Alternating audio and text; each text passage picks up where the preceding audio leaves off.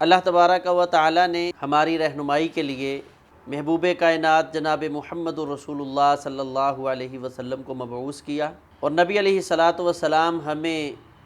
ایک روشن واضح دین پر چھوڑ کر گئے ہیں، جس کے بارے میں خود آقا علیہ الصلاۃ والسلام نے فرمایا کہ اس دین کی سیاہ راتیں عام سفید دنوں سے زیادہ روشن اور واضح ہیں۔ ہمارے ہاں آج ایک بہت مختلفی مسئلہ، بہت بڑا مسئلہ جو آج کل کی تاریخ کے ساتھ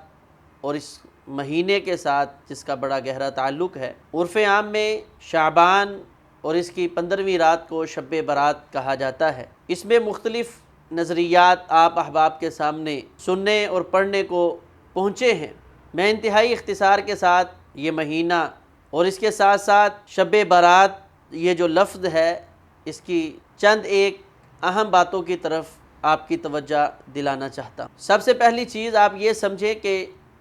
شب برات اور شب قدر یہ دو راتیں اسلام کے اندر متصور ہیں، ان کا تصور پایا جاتا ہے۔ ہمارے ہاں یہ ایک لفظ استعمال کیا جاتا ہے کہ شب برات، یہ شب فارسی کا لفظ ہے، اگر دین ہوتا تو یہاں پر شب برات نہیں لیلہ برات جو ہے وہ استعمال ہونا چاہیے تھا۔ تو یہ ہمارے ہاں ایک عرف میں لفظ استعمال ہوتا ہے شب برات، عربی زبان میں بولیں گے تو وہ لیلہ آ جائے گا،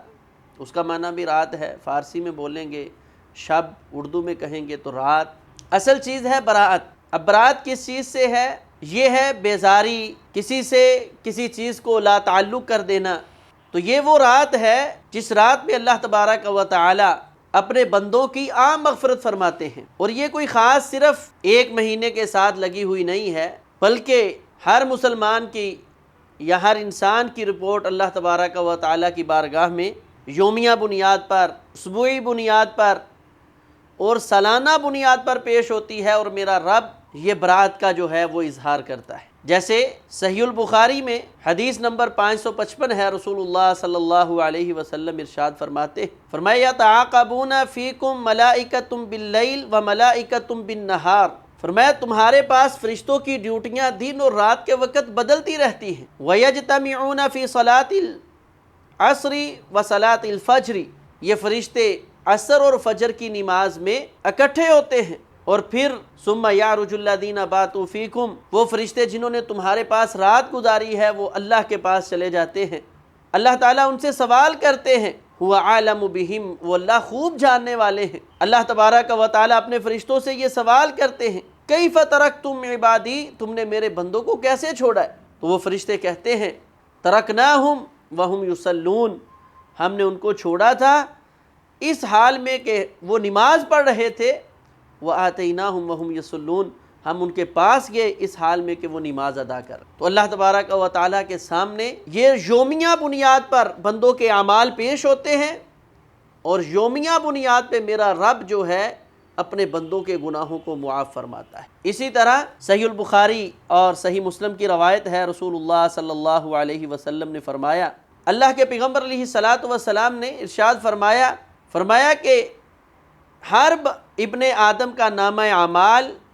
ایک ہفتے میں 2 مرتبہ جو ہے اللہ کی بارگاہ میں پیش کیا جاتا ہے، پیر اور جمعرات کے دن، اور اللہ تبارک و تعالی جب نامہ اعمال پیش ہوتا ہے فَيَغْفِرُ لِكُلِّ عَبْدٍ مُؤْمِنٍ، اللہ ہر بندے کو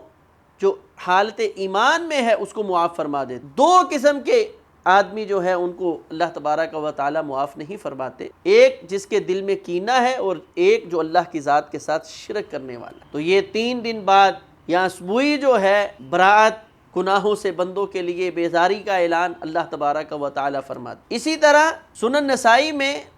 2359 نمبر روایت میں حضرت اسامہ بن زید رضی اللہ تعالیٰ عنہ فرماتے ہیں کہ میں نے رسول اللہ صلی اللہ علیہ وسلم سے یہ سوال کیا، یا رسول اللہ صلی اللہ علیہ وسلم، میں نے کبھی آپ کو نہیں دیکھا اس قدر روزے رکھنے والے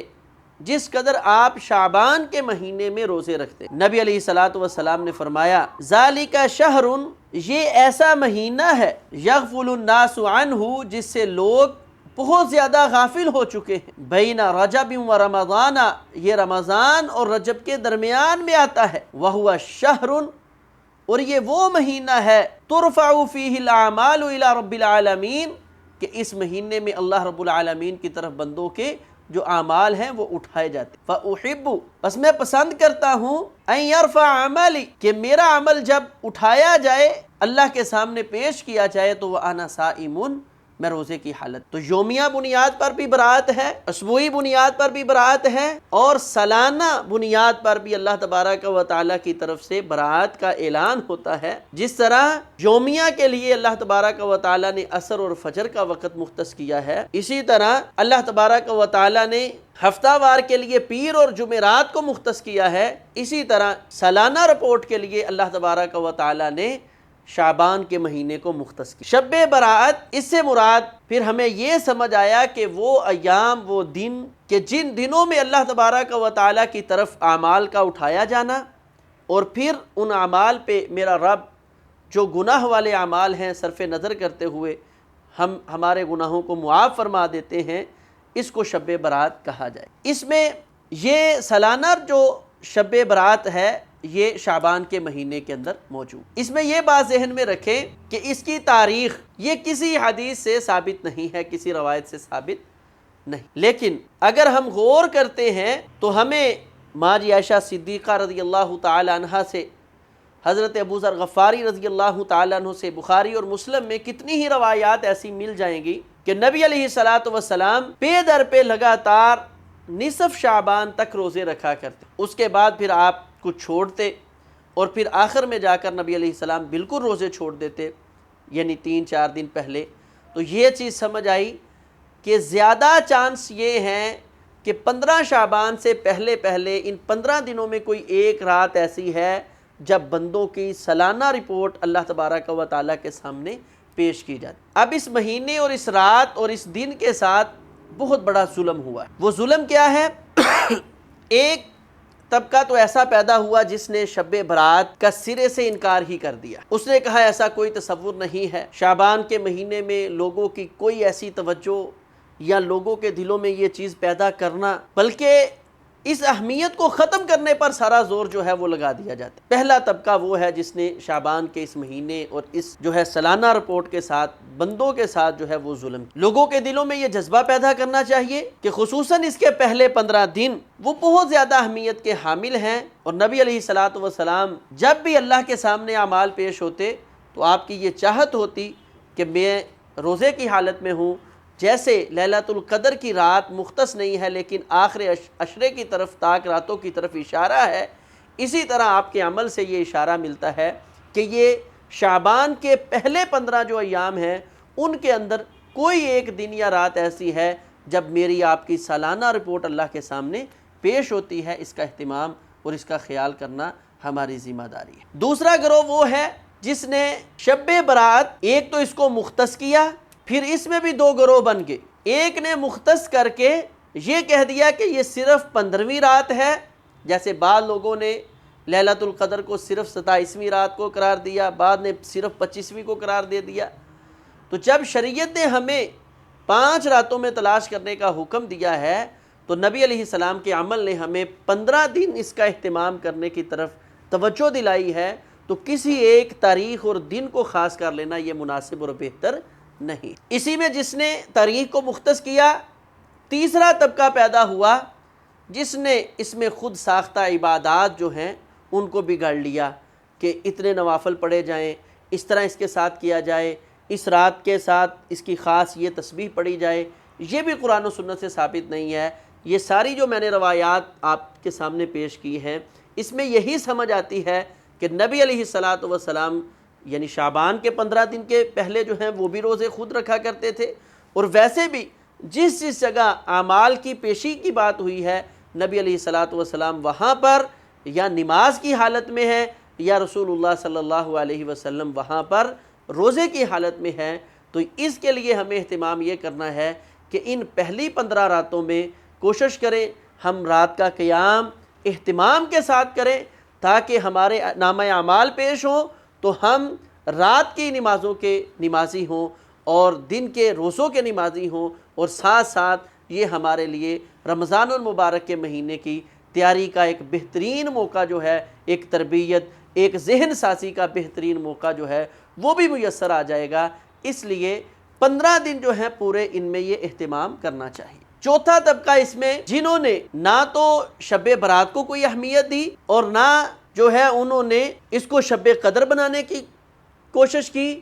انہوں نے شب برات تو لوگوں میں مشہور ہوئی، انہوں نے کہا نہیں یہ شیبانیہ ہے، یعنی یہ وہ تاریخ ہے جب ہمارے جو چھپ جانے والے امام یعنی امام محمد بن حسن عسکری جو 15 شعبان کو ان کے زعم کے مطابق پیدا ہوئے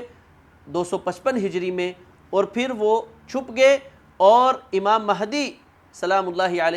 علیہ کی صورت میں وہ دوبارہ رونما ہوں گے۔ اس کی آپ مثالیں دیکھ سکتے ہیں۔ آج رات آپ لاہور کی راوی کے پل پر سحری کے وقت پہنچ جائیں، وہاں لوگ خط رکے لے کر وہاں پہنچے ہوں گے، اور ان کے نام جو ہے وہ ڈالے جائیں گے کہ اب آپ کی ضرورت ہے آپ نکل آئیں۔ تو یہ مختلف اس رات کے ساتھ جو معاملات ہوئے اس کو میں نے آپ احباب کے سامنے ذکر کیا ہے۔ نمبر 1 کہ بعض لوگوں نے اس کو شب قدر بنانے کی کوشش کی ہے، اور جو شب قدر کی فضیلتیں ہیں یعنی سورۃ دخان کی آیات ہیں، انا انزلناہ فی لیلۃ مبارکۃ انا کنا منذرین، کہ اس کو قرآن کو ہم نے لیلہ مبارکہ میں نازل کیا، اور اس سے مراد شب برات ہے، نصف 15 شعبان جو ہے وہ مراد ہے، اور اس میں جو ہے اللہ تعالیٰ ہر قسم کے حکم فیصلے جو ہیں وہ کرتے ہیں۔ یہ شب برات میں بندوں کے اعمال پیش ہوتے ہیں، اور شب قدر میں جو ہیں وہ بندوں کے اعمال، شب برات کے اندر بندوں کے جو اعمال ہیں وہ پیش ہوتے ہیں، اور شب قدر کے اندر اللہ تبارک و تعالیٰ بندوں کے بارے میں فیصلہ فرماتے ہیں۔ شب قدر کے بارے میں قرآن حکیم نے خود وضاحت کر دی، شہر رمضان الذی انزل فیہ القرآن، شہر رمضان وہ مہینہ ہے رمضان المبارک کا جس میں اللہ تبارک و تعالیٰ نے قرآن کو نازل کیا، اور پھر خود ہی قرآن نے وضاحت کر دی انا انزلناہ فی لیلۃ القدر، ہم نے اس کو لیلۃ القدر میں نازل کیا، اور آپ سب جانتے ہیں کہ لیلۃ القدر رمضان المبارک کے آخری عشرے کی طاق راتوں کے اندر موجود ہے۔ تو یہ اس شب برات کو شب قدر بنا دینا صرف اس وجہ سے کہ ان دونوں کے مفہوم کا ہمیں علم نہیں ہے۔ شب برات سے مراد کیا ہے؟ وہ رات جب بندوں کے نامہ اعمال اللہ کی بارگاہ میں پیش ہو اور اللہ تعالیٰ ان کو معاف فرما دے۔ ہاں یہ تیاری کرنی چاہیے، شعبان کا مہینہ آ رہا ہے تو بندے کے دل میں یہ تڑپ پیدا ہو، یہ وہ مہینہ ہے جب میری سالانہ رپورٹ اللہ کے سامنے پیش ہوگی، تو استاد کے سامنے یا سکول سے گھر والوں کے سامنے بندے کی سالانہ رپورٹ جو ہے جب پیش ہونی ہو تو بندہ کتنا اہتمام کرتا ہے۔ تو رب العالمین کے سامنے میری آپ کی رپورٹ پیش ہونی ہے، تو اس مہینے کے پہلے 15 دنوں میں جیسے نبی علیہ السلام نے فرمایا کہ لوگ بڑے غافل ہو جاتے ہیں، وہ غفلت چھوڑ کر ہمیں اہتمام کرنا چاہیے، اور ذہن میں یہ چیز جو ہے اس کو تصور، یہ چیز کو بٹھا لینا چاہیے کہ ان